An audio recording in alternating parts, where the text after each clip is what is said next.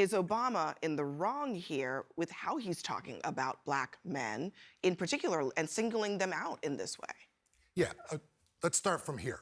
He is still the greatest living retail politician. He's objectively a top 15 president, but even he can swing and miss sometimes. And here he swung and missed.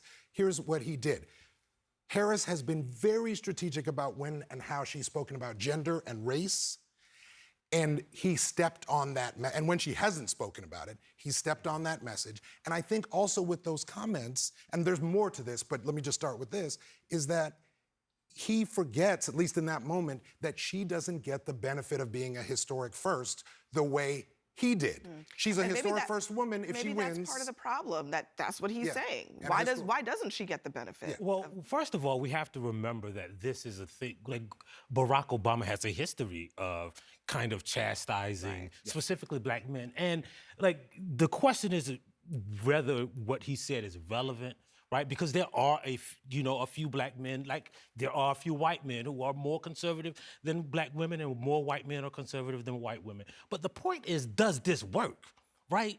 And there's no evidence that it's true or that it works. And he doesn't do that with, like, you've never heard him say, why don't you white women stop being racist and vote for me?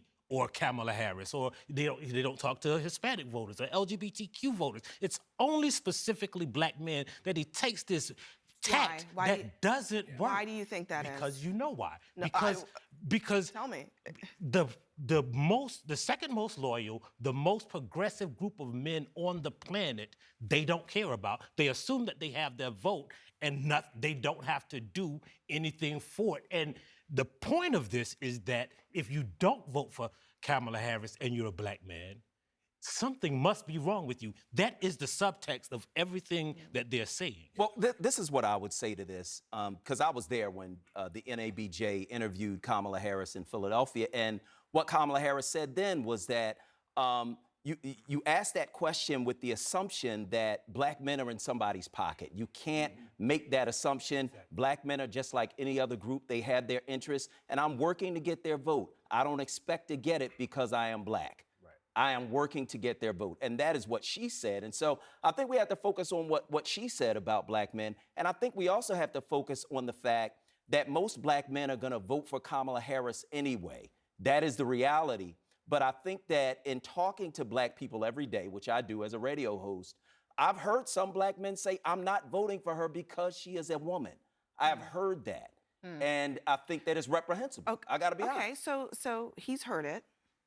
I mean, are we, when I say we, I mean the collective we as the country, afraid to just talk about a thing? I think is you can Obama talk saying, about it, but if you calling summon a thing Barack Obama to fix a problem, you have to wonder if this fixes a problem. If I am interested in getting Kamala Harris elected, then I am upset because he hurt the thing, the strategy that she was employing to win. Well, I think part of what has to happen, though, is that you have to have that conversation in private. There are some things you talk about in the barbershop when there's no cameras, right? There's some things that you talk about at home. There's some things that are family business, and I think the mistake that Barack Obama made was to take family business in the street. I didn't have a problem. Let me let Coleman in there. Shaming voters is a terrible idea. It was bad when Hillary Clinton did it with deplorables. It was bad when Mitt Romney did it on the eve of the election. Even if there's a grain of truth to it and there's the occasional radio caller that's going to admit to that sentiment, let's actually look at the fact that Biden was struggling with Black voters, and that was a topic of conversation over and over again. So it's not about sexism. Let's hold on one second. Let me take a look at this. Let's take a look at the numbers, because I think just to see what we're talking about here. There's been a progressive decline in overall support among Black men and, to a lesser degree, Black women for the Democratic nominee. Biden was doing better among Black men than Harris appears to be right now, based on some of the better polling that looks at these demographics. So I guess the other part of this is, you're talking about keep the business private. You're saying he's messing up the strategy, but the numbers are the numbers. And he's trying to fix a numerical problem that she has, a math problem that she has. Right. I agree with most of what you were saying, Solomon. I don't think the problem is that he spoke it out loud. I think the problem is that he singled out black men. In other words, there is a sexism component to this race. There was a sexism component to the Hillary Clinton-Donald Trump race. Right, if Trump wins, he will have only ever beaten women. I can't give you a number, but sexism is in the mix here. But it's not black men specifically. I think it's men, not black men. And that, I think, is part of where Obama went wrong. And I think we also have to look at numbers and actual statistics, right? Because all of those reliable polling has a small demographic of black men. You're talking about most of them poll at most 40, 50 black men, right? Well, I don't think in this particular case, just to be clear about what we were looking at there, the exit polls were from the actual elections that we had, and then the Pew polling, Pew looks more closely at specific demographics, Right. and they do that in a way that we, as a news organization, deem to be a reliable way of looking at this. Not every poll is reliable, but we think this one is. And when you remember now, we had the same conversation 2 years ago about Stacey Abrams. Why won't black men support Stacey Abrams? And after the election was over, we saw the numbers, and black men in Georgia, where I live, supported Stacey Abrams at higher rates than they supported Biden. So we have this narrative, and then you have the truth, and you have this conjecture and But the this anecdotal candidates are evidence. speaking with their actions. Kamala Harris next week is sitting down with Charlemagne the God to talk to black men. They're being explicit about it. And she should. But, right. So let me play for you what happened on Charlemagne's show yesterday when they were talking about a call that they'd received from a black man in Florida. This was kind of in the context of the storms, but they played the call. Listen. It don't matter what they is, Democrat, Republican, they all treason, man. They all about money, bro. None of these people care about American people, bro. This shit hurt, bro. This shit hurt, bro. People wake up every day just want to live their life, bro. And you got these greedy snakes, man. You got these greedy snakes call themselves government service people, bro. And they don't give a damn. Yeah. And the thing about that call was that, they said it's kind of representative of what they hear often on that show, which is why she's going there. Well, I think that you have people who are angry. I think that you have people who are planted. I think that you have people who are sent to troll. I think that you have people who are sent with a specific message to deliver to black people.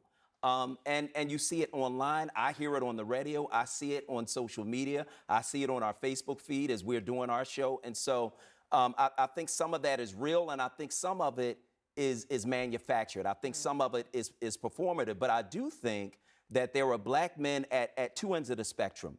There's the old black man that's going to say, well, I'm not going to vote for a woman because the Bible says men should be in charge, right? There's that guy.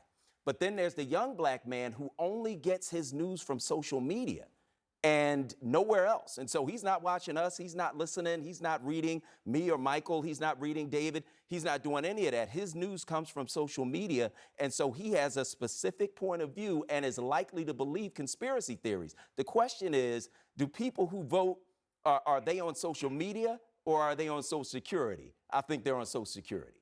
Well, I think that the problem is that no one's disputing that this government and this country doesn't treat that they treat black men okay, or that we don't have a gripe with either party, right? Because if you talk to black people privately, they will have a gripe with the Democratic Party. The point is, how do you fix it? And why don't you approach that solution the same way you approach the solution with white people and white women who don't vote Democratic, the white men who don't vote Democrat, the Hispanics who don't vote? Why do you take the specific tact for one demographic and not the entire political strategy that you use for everyone else? I think the answer is what you said a minute ago, which is that Democrats have to get out of the habit of taking the black vote for granted. Yeah, Trump got 19% of black men, 12% of black people last time around. Like, it's going to be a bigger number this time. Adapt to that. Don't just assume. I think we're talking a lot about race, but in many ways, gender is the key variable here, because even if you look at white people, the Republican Party has been getting a higher and higher share of the male vote. The parties have become more that is true of gendered Hispanic overall, and it's men true of as well, Hispanics. yeah. So what we're seeing among Black people is similar to the trends we're seeing among other races. So that's the key question: is why are the parties getting more gendered? Well, I think the AP did a poll last month in the middle of the month, and what they found was that the overwhelming majority of Black voters, whether they are male or female, favor Kamala Harris over Donald Trump. They had a positive view of her, they had a negative view of him, and there wasn't much difference between men and women. So I think that when we're talking about this, we're talking about people who are loud and wrong. I think that's what's happening, is that we hear these voices, they're very loud, and we think that there are more of them than there are. And we'll see when the election happens.